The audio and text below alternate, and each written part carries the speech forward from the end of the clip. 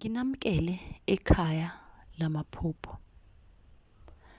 Namhlanje sizokhuluma ngezimbali. Ngiyacabanga-ke ukuthi sonke siyazi ukuthi izimbali into-ke enhle futhi-ke esiyithandayo. Uma ukuthi umusha kule chaneli, shaya phela u-subscribe ukuze-ke uma ngibuya ngokulandelayo nephupho, kube ukuthi-ke nawe uyalizwa. Share i-link ukuze-ke nabanye bezokwazi kabanzi ukuthi amaphupho abawapuphayo abike ukuthini empilweni zabo. IsiZulu sithi-ke abantu besifazane bayizimbali zezwe, okuchaza ukuthi izimbali yinto enhle kakhulu.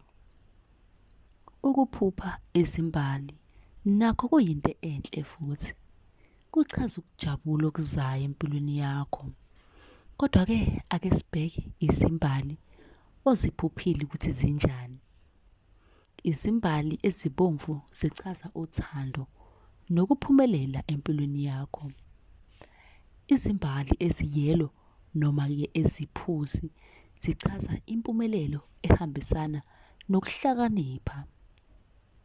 Izimbali ezimhlophe zichaza umshado kuwena ophuphile.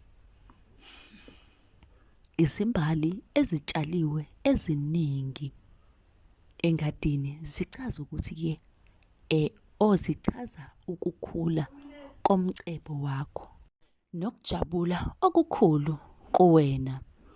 Imbali emnyama yona ingachaza ukubheda kwezinto empilweni yakho. Uma-ke kuba ukuthi uyazibulala izimbali kuchaza ibhade lokho, noma-ke kuchaza ukuthi-ke uke wathatha noma-ke uzothatha izinqumo ezingalungile empilweni yakho. Izimbali ezibunile nazo zichaza-ke okumbi okungase-ke kukwehlele empilweni. Izimbali ze-Valentine ingabe-ke zona zichaza ukuthini ngoba abaningi babuze ngazo.